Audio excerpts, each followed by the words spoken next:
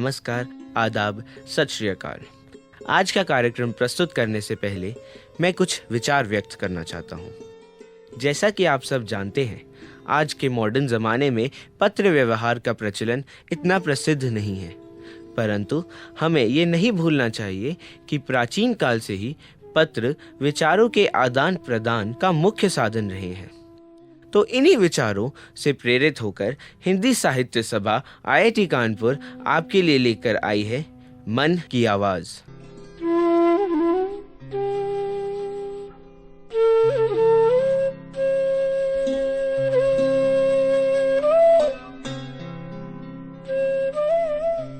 तो आज आपके साथ हैं हिमांशु पांडे, चिराग गुप्ता और मैं गुंदीप अरोड़ा।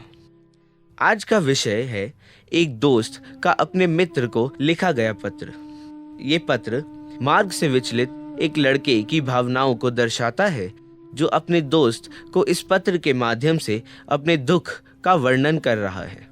जैसा कि आप सब जानते हैं, आज की युवा पीढ़ी अपने भविष्य को सुधारने की ओर एक दूसरे को पीछे छोड़ने की होड़ में रिश्ते नातों की अहमियत भूलती जा रही है। इस कारण कुछ लोग गलत मार्ग पर अग्रसर हो जाते हैं। ये पत्र एक ऐसे ही व्यक्ति की मनोअवस्था को दर्शाता है।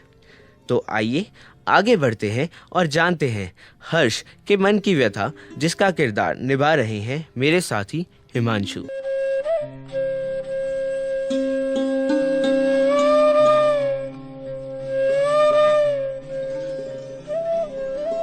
सुबह का समय था।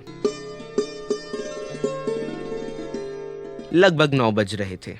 हल्की हल्की बारिश हो रही थी। दृश्य भी सुहावना लग रहा था। हर्ष चाय पीते हुए अखबार की गहराइयों में डूबा हुआ था कि तभी एक डाकिया आता है और पत्र देता है। लेकिन पत्र हल्का हल्का पानी में भीगा हुआ देखकर हर्ष उसको सुखाने के लिए अंदर ले जाता है। शाम में काम से वापस आने के बाद उसकी पत्नी उसे आवाज देकर कहती है, "ए जी, सुनते हो? मुंबई से किसी रवि का पत्र यहाँ पड़ा हुआ है।" तभी हर्ष अपने सब काम छोड़कर वो पत्र पढ़ता है।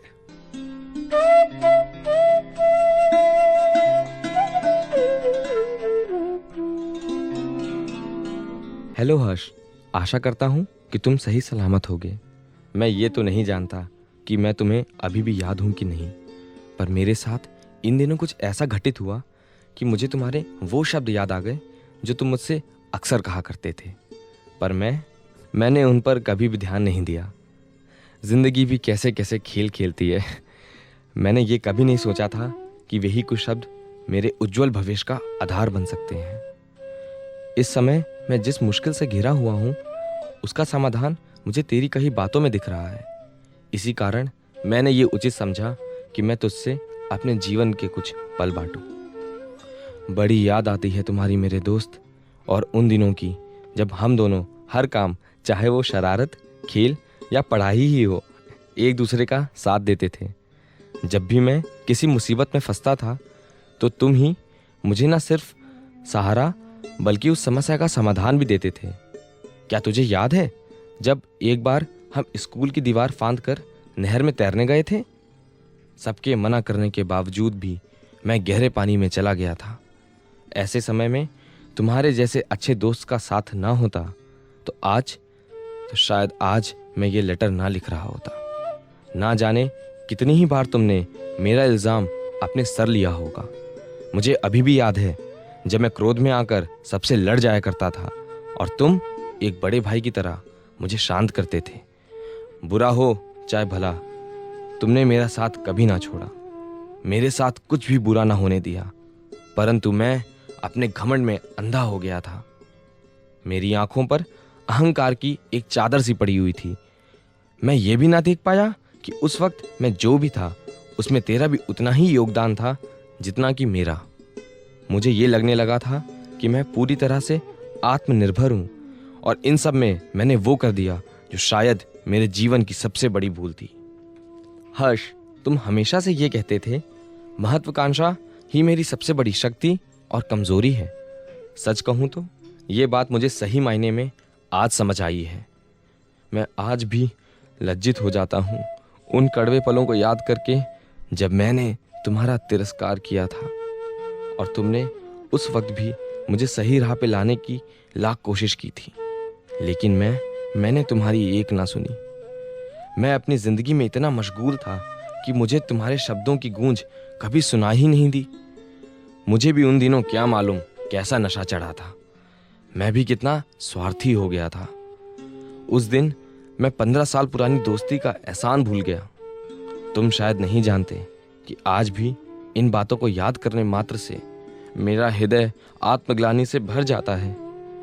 उस दिन भी तुमने कहा था, रवि, एक चिड़िया नीले गगन में कितना ही ऊंचा ना उड़ ले, लेकिन उसे लौटकर अपने घोंसले में ही आना होता है। शायद मेरे साथ भी कुछ ऐसा ही हुआ है। जयपुर से जाने के बाद मैं अपने भविष्य और कैरियर को लेके इतना व्यस्त हो गया कि मुझे माँ की बीमारी के बारे में कुछ पता ही ना चला। ये सब मेरी गलती है। माँ और पिताजी मेरे सपने को साकार करने में इतने व्यस्त थे कि उन्होंने मुझे अपनी समस्याओं से दूर रखा। तुम तो शायद जानते ही होगे कि मेरे जैसे मतलबी इंसान का दोस्त कौन बनना चाहेगा।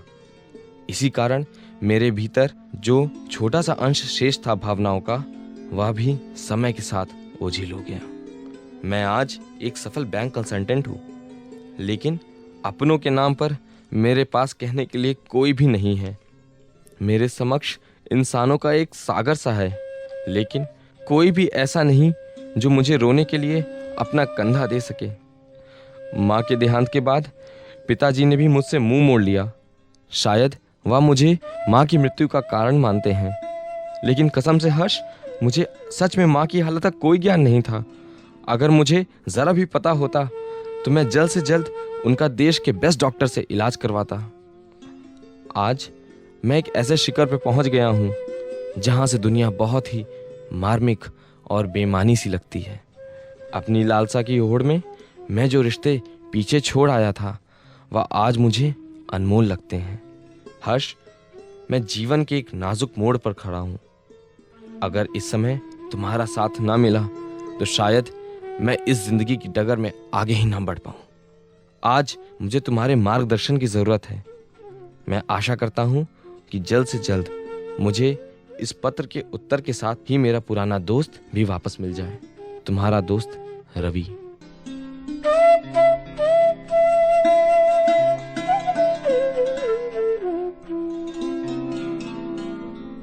अभी आपने सुना मेरे साथी हिमांशु को, जो कि हर्ष नामक व्यक्ति के मन की व्यथा को बयान कर रहे थे।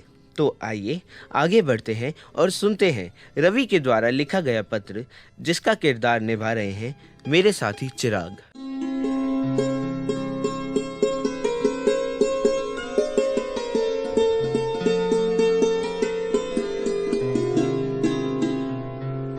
प्रिय रवि, कैसे हो यार? तुम 12वीं के बाद तो एकदम गायब ही हो गए थे। न कोई फ़ोन, न ईमेल, कम से कम एक लेटर ही लिख के चला जाता। तुम कभी नहीं सुधरोगे, जैसा कि मैं हमेशा से कहता आया हूँ। तुम्हारा स्वाभिमान, तुम्हारी शक्ति और दुर्बलता दोनों है। फिर भी देर आए दुरुस्त आए, यह भी क्या कम खुशी की बात है कि तुमने इतने सालों के बाद भी मुझे अपना मित्र समझा। रवि, तुम्हारे पत्र मिलने पर जिस उल्लास का अनुभव मैंने किया है, उसकी व्याख्या करना शायद ही संभव है। तुम मानो या न मानो, मैंने हमेशा से ही तुम्हें अपने जीवन में एक मित्र से ऊपर स्थान दिया है। बस इस बात का खेद है कि इतना सब हो जाने पर भी तुमने एक बार भी मुझे फ़ोन करना ज़रूरी नहीं समझा। मैं तुझे अच्छी तरह से जानता हूँ, तुझे पत्र लिखना बिल्कुल भी पसंद नहीं है, फिर भी तुमने इसका सहारा लिया। लेटर के ऊपर तेरा नाम देखते ही मैं समझ गया था कि बात कुछ ज़्यादा ही गंभीर है। पूरा पत्र पढ़ने के बाद मैं अपने आंसुओं को रोक नहीं पाया।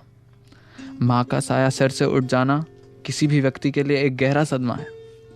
रवि, तेरे आंसुओं के पीछे छुपे दर्द को शायद मैं ना समझ पाऊँ, लेकिन इस समस्या के अलावा मैं तेरे शब्दों से तेरे भीतर चल रहे अंतर्द्वंद्व को भली भांति जान गया हूँ। तेरी माँ का देहांत एक दुखद घटना है, लेकिन इससे दुखद ये बात है कि तुम स्वयं को जिम्मेदार मानते हो। कोई भी बेटा अपनी माँ का बुरा कभी नहीं सोच सकता, और ये बात तुम पर भी लागू होती है। ये तुम्हारी हृदय की ग्लानि है जो तुम्हें रह रह कर प्रताड़ित कर रही है। और ये आत्मग्लानि तुम्हारे अतीत में की गई गलतियों का परिणाम है। जितना मैं तुम्हें जानता हूँ, तुम स्वयं को माफ नहीं कर पा रहे हो। रवि, मैं ये तो नहीं कहूँगा कि मुझे दुनिया के दस्तूर का 100% ज्ञान है, लेकिन मैं इतना ज़रूर जानता हूँ कि ज़िंदगी की डगर अकेले नहीं कटती। उसके लिए अपनों का साथ होना बहुत ज़रूरी है। ये बात शायद तुम्हें अब समझ में आ गई होगी, और सच कहूँ तो यही बात इस समय मायने रखती है रवि। अपनी गलती का पश्चाताप करना भी एक साहस का काम है। सबके भीतर इतनी शक्ति नहीं होती। तुम ये क्यों देख रहे हो कि ग्लास आधा खाली है? इसे ऐसे भी तो देख सकते हो कि ग्लास आधा भरा हुआ है। रवि, मैंने बचपन में एक किताब में पढ़ा था, जो होता है अच्छा ही होता है। तुम ये क्यों नहीं देख पा रहे हो कि तुम्हारे पास अभी क्या है?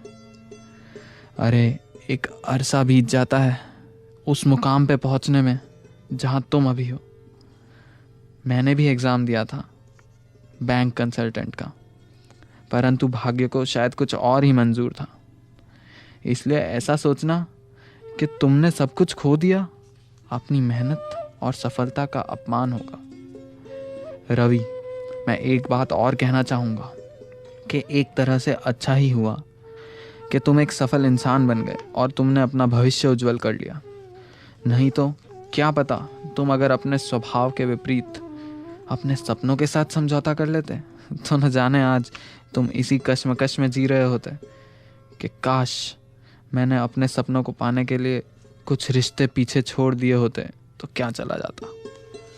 और रह रहकर तुम मुझे और अपनी किस्मत को कोसते रहते। तुम्हारे दुख और ग्लानि का एक कारण ये भी है कि तुम अपने आप को बुरा व्यक्ति मानते हो, पर अपने आप को हमेशा अच्छे और बुरे के तराजू में तोलना कोई समझदारी की बात नहीं है। इस दुनिया में सिर्फ अच्छा या बुरा ही नहीं होता, कुछ चीज़ें ऐसी भी हैं जो अच्छे या बुरे से परे हैं। रवि, तुम शायद ये नहीं जानते कि जीवन के कई पलों में मैंने तुम ही से सीख ली है। तुम तो जानते हो कि मैं हमेशा से ही अमहत्वाकांक्षी रहा हूँ, लेकिन सपने देखना और उन्हें पूरा करने की हिम्मत रखना तुमने मुझे सिखाया है। अंततः तुम इतना तो जान ही लो कि मैं हमेशा तुम्हारे साथ हूँ, चाहे वह खुशी के पल हो या दुख के। रही बात तेरे पिताजी को मनाने की, उसका समाधान भी बहुत सरल है। कोई भी पिता अपने बेटे से कब तक मुंह मोड़ कर रह सकता है? साथ मिलके हम इसका भी समाधान ढूंढ ही लेंगे। मैं पहली गाड़ी पकड़ के तेरे घर आ रहा हूँ, इंतज़ार करना। तेरा दोस्त हर्ष।